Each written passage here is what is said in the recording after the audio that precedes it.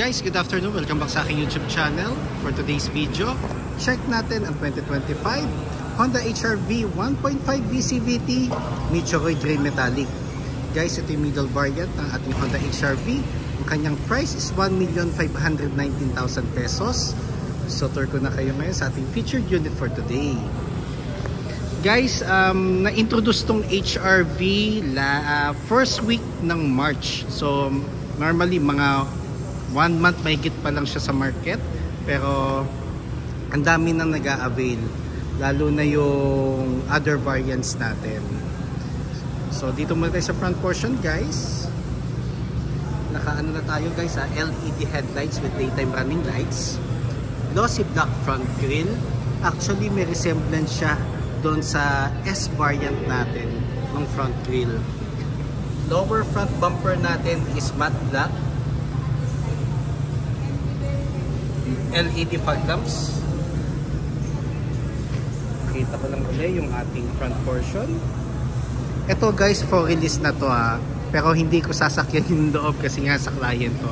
Iba-vlog ko lang kasi very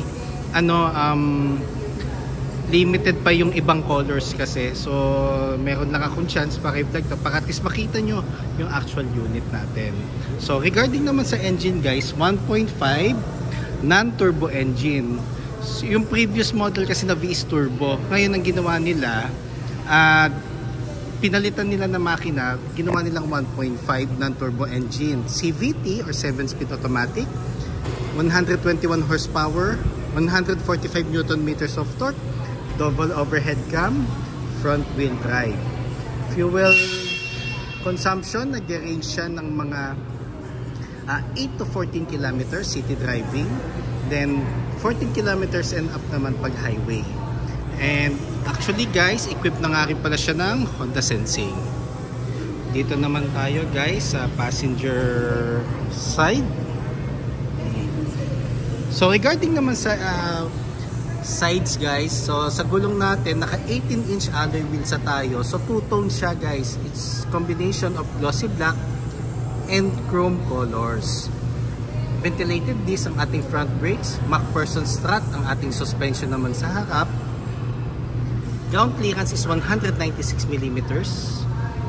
Then ang fender natin, guys, is matte black. Door integrated side mirrors. Side turning lights niya is nasa side mirror na din. Meron na rin tayong lane watch camera for the V variant. Yun yung ang purpose nun is meron tayong additional camera na every time na mag-right turn tayo, sa head unit na lang tayo titingin. Then body color door handles with smart entry na nga rin pala siya, guys. Ang door handle natin sa second door or sa back door is nandito sa may pillar. Kung mapapansin nyo, guys, yung windows ng ating HR-V is more on mas maliliit ang windows natin compare sa ibang model lineups natin kasi ang whole concept ng HR-V is more on compact. Kahit yung headroom niya, guys, medyo mas mababa compare sa other units natin. Then naka-disc brake na ang ating rear brakes. Torsion beam naman ang suspension natin sa likod. Ang alloy wheels ng ating V is same with the hybrid variant. Naka-shark fin antenna na tayo, guys. Dito naman tayo sa back portion. So, quick review lang naman tayo. And ayun pala si Boss Patrick. So, pinapolish niya na yung unit. So, it's more on finishing touches na lang. Kasi maya-maya nandito na yung client ng isa nating agent na malakas din bumenta talaga, si Ma'am Lynn. Regarding naman dito sa back portion natin, guys, naka-LED taillights sa tayo. Then ang maganda dito, guys, yung buong line na to, paggabi, pag umilaw siya, as in buo. So, yung light bar niya, talagang kita-kita ka sa gabi at sa daan. Ang additional features naman ng ating V variant for the minor model change is ito, yung 4-eye backup sensor.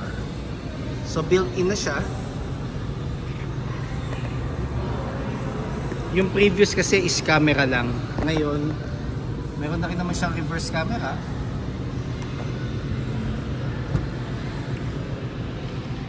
Then ang ating compartment. Pero ito guys, actually meron na siyang trunk tray na kasama. Pero ito, it's more on aftermarket. Ang tools natin is nandito sa side na to. Spare tire natin is nandito sa ilalim. Donut type. Meron na rin tayo tonneau cover which is detachable. Manual tailgate. Dito naman tayo sa driver side guys. So regarding naman sa fuel tank capacity, 40 liters. Same with Honda City.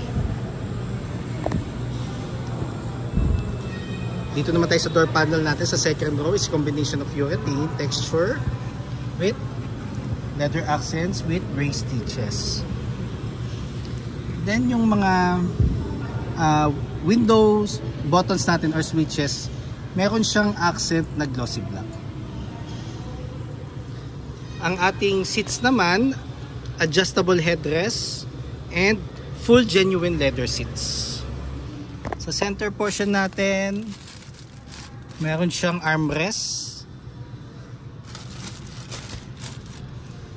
Ang ceiling natin is light gray. Sa middle section natin meron tayong aircon vent with 2 charging ports na type C.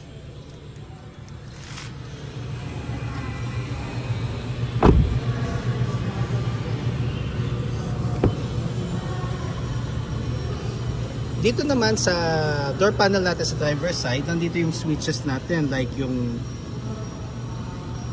power folding side mirrors, adjustments ng mirror itself, left or right. Ito yung knob nya.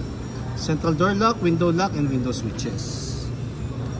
Sa driver seat naman natin guys is naka power seats na siya, which is yung previous model kasi naka manual adjustment pa siya. Dito naman tayo sa harap ng driver seat, pero dito muna tayo sa ilalim guys. Sa portion na to, nandito yung gas lid and yung sa hood. Pero ito guys, ako mapapansin nyo, meron na siyang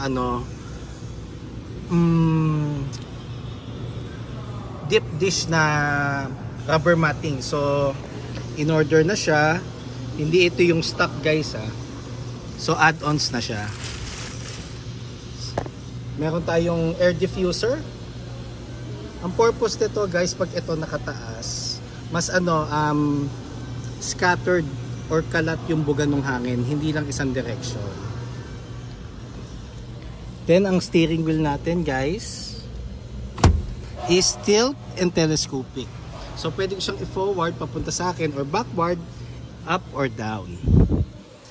And ang steering wheel natin guys is leather cover na with black stitches, audio control with hands-free telephone assist and adaptive cruise control and Honda Sensing. Digital panel, meron tayong instrument panel pala guys, sorry.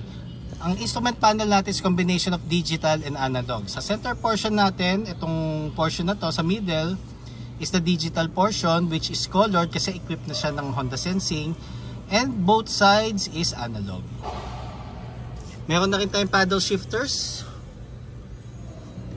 for the headlights and fog lamps. For the wipers, push start button na siya guys. Touchscreen audio unit with Apple CarPlay and Android Auto Ready. Aircon buttons natin. Ito yung mga knobs nya. Sa baba is meron tayong portion for the cell phones and wallets. Meron tayong universal port for mirroring and Type-C naman for charging. Meron na rin tayong wireless charger port.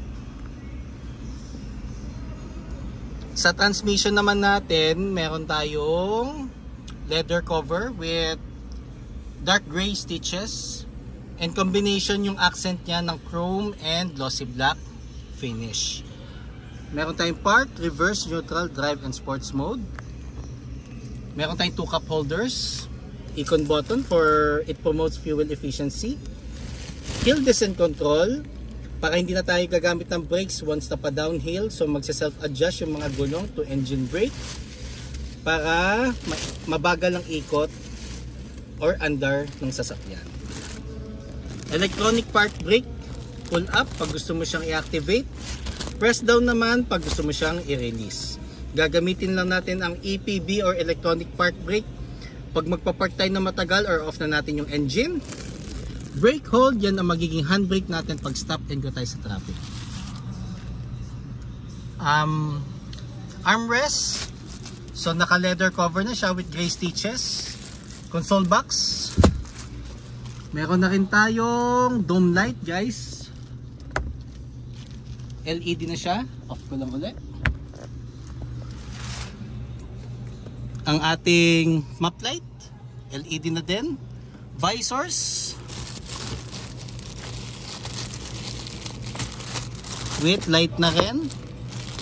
Meron siyang vanity mirror. Same goes with the passenger side. Glove box. Diyan natin lalagay yung mga warranty booklet, owner's manual, hard copy ng insurance policy, and copy ng ORCR. So guys, yun lang muna for today's vlog. Just in case you have any concerns, feel free to call or text 0906-386-8937 or visit me at 598 EDSA Balintawak, Caloocan City, and look for me guys, syempre Ross Oliver Cruz, ang inyong friendly sales manager here at Honda Cars Balintawak. Looking forward to meet you here guys and render my services to you. Kindly subscribe na nga rin pala sa aking YouTube channel para maging updated sa mga susunod na videos, and pa-follow na rin sa aking Facebook, Ross Oliver Cruz, na aking Facebook page, Honda Cars Balintawak Best Deals by Ross Oliver Cruz. Yun lang guys. Thank you and God bless.